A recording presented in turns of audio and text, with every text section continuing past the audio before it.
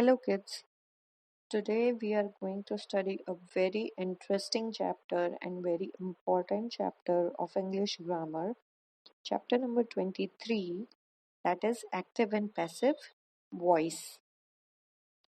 Now, before starting into the textual explanation, text book में जो लिखा है वो एक्सप्लेन करने से पहले मैं आपको सिंपल लैंग्वेज में समझाना चाहती हूँ। मैं आपको एक एग्जांपल देती हूँ।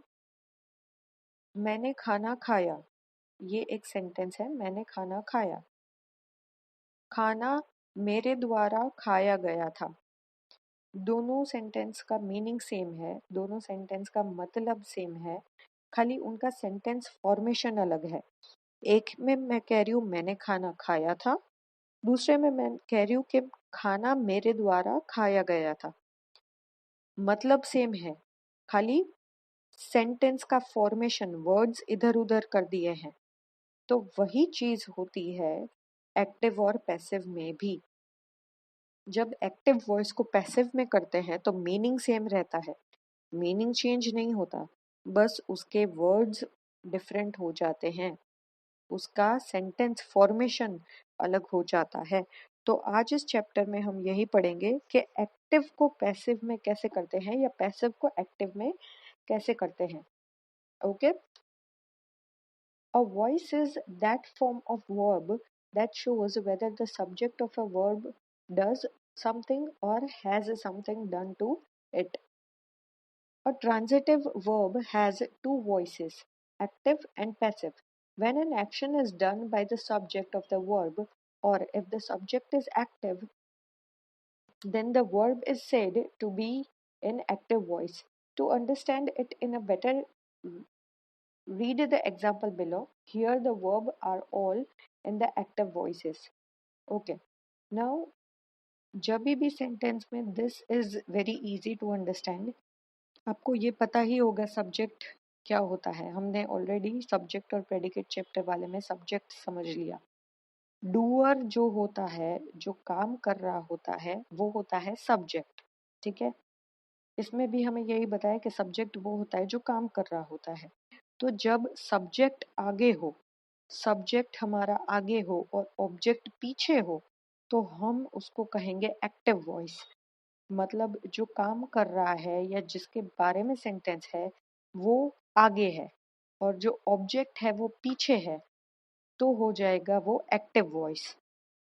और पैसिव वॉइस में जब सब्जेक्ट पीछे चला जाएगा और ऑब्जेक्ट आगे आ जाएगा, मतलब सब्जेक्ट ऑब्जेक्ट जो है वो हमारा सब्जेक्ट बन जाएगा। आपको यहाँ पे rule of change from active to passive दिया गया है, आप देखो। उसमें जब एक्टिव वर्ब होता है, एक्टिव वॉइस होता है, तो सब्जेक्ट आगे होता है और ऑब्जेक्ट पीछे होता है। जब हम पैसिव में कन्वर्ट करते हैं तो जो ऑब्जेक्ट है वो आगे आ जाएगा, वो हमारा सब्जेक्ट बन जाएगा, और जो सब्जेक्ट था उसके आगे हम बाय लगा के उसको पीछे लगा देंगे। हमें खाली जो सब्जेक्ट और ऑब्जेक्ट की जगह है वो चेंज करनी होती है। That is it. See the first one.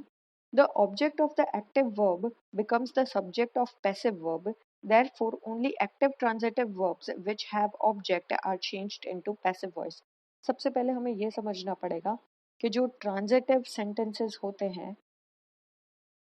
उसके ही हम पैसिव वॉइस बना सकते हैं। इनट्रांजिटिव सेंटेंस के हम पैसिव वॉइस नहीं बना सकते।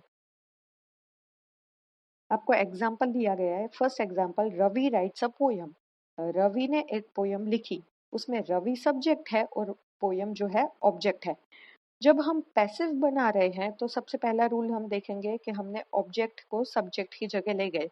तो a poem is written by Ravi. By आ जाएगा डूअर के आगे और डूअर का मतलब वो सब्जेक्ट आ जाएगा। खाली सबसे पहले हमें ये रूल है सबसे पहला चेंज करने का कि जो ऑब्जेक्ट होता है उसकी जगह सब्जेक्ट आ जाएगा और जो सब्जेक्ट होता है उसकी जगह ऑब्जेक्ट आ जाएगा। Second, the subject of the active verb that is the doer can be mentioned only with the help of preposition, usually by और विद।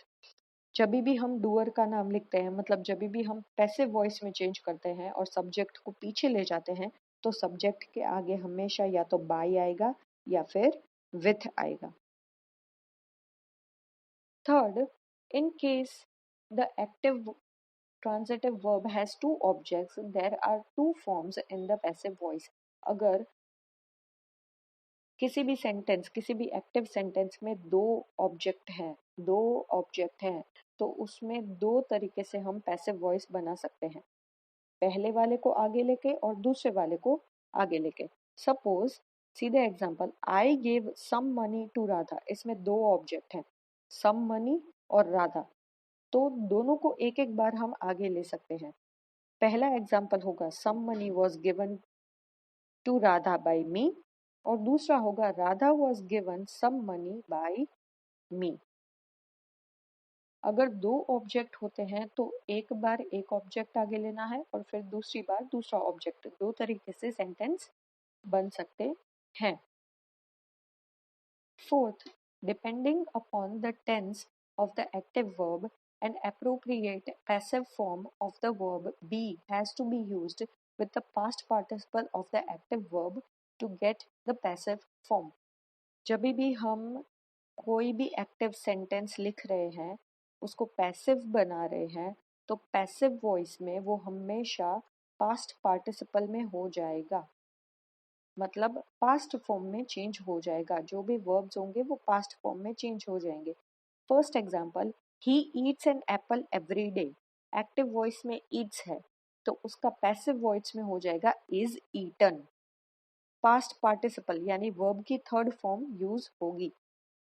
अगर प्लूरल है तो आगे आर आएगा, सिंगुलर है तो आगे इज आएगा। Same way second example, the chef is cooking dinner for the guest, the dinner is being cooked by the chef for the guest. Third, Raghu has purchased a new car for his brother. A new car has been purchased by Raghu for his brother. आपने सब में देखा, सब में last में जो verb है वो चेंज हो गया है, पास्ट पार्टिसिपल आ गया है, यानी वर्ब की थर्ड फॉर्म यूज की गई है। Fourth example, Arjun applied the brakes of the car immediately. The brakes of the car were applied by Arun immediately. यहाँ पे ब्रेक्स दो हैं, प्लूरल है तो हमने वर लगाया है। Fifth, the children were playing basketball. The basketball was being played by children. इसमें एक्टिव वॉइस जो है वो पास्ट में है, पास्ट कंटिन्यूअस में है, तो हमने जो पैसिव वॉइस है वो पास्ट कंटिन्यूअस में रख के भी वर्ब जो है हमने पास्ट पार्टिसिपल का लगाया, पर वर्ब बीइंग लगा दिया है। जहाँ पे भी पास्ट कंटिन्यूअस होगा वहां पे पास्ट कंटिन्यूअस का पास्ट कंटिन्यूअस ही रहेगा, वर्ब उसका पार्टिसिपल हो जाएगा, मतलब वर्ब की थर्ड फॉर्म आ जाएगी, और उसका टेंस मेंटेन करने के लिए हम वॉज बीइंग या वर बीइंग लगा सकते हैं। अगर सिंगुलर हो तो वॉज बीइंग, अगर प्लूरल हो तो were being. Six, the doctor had advised Ankur to take rest. Ankur had been advised by the doctor to take rest. यहाँ पे जो सेंटेंस है वो पास्ट परफेक्ट में है, तो हमें उसका टेंस तो मेंटेन ही करना है, मतलब हमें उसका टेंस मेंटेन करेंगे, हम उसका पास्ट परफेक्ट ही रखेंगे, बट वर्ब जो है वो पास्ट पार्टिसिपल ही हो जाएगा। तो एडवाइज्ड जो है वो सेकंड फॉर्म है वर्ब की, और उसकी वर्ब की थर्ड फॉर्म भी एडवाइज्ड ही रहती है। एडवाइज, एडवाइज्ड, एडवाइज्ड, तो एडवाइज्ड का एडवाइज्ड रहेगा, हैड का हैड बीन हो जाएगा, तो had been advised. Seventh, we will conduct the examination next week. अब यहाँ पे सिंपल फ्यूचर टेंस दिया गया है तो उसको मेंटेन करेंगे, पर कंडक्ट का हो जाएगा conducted. The examination will be conducted by us next week.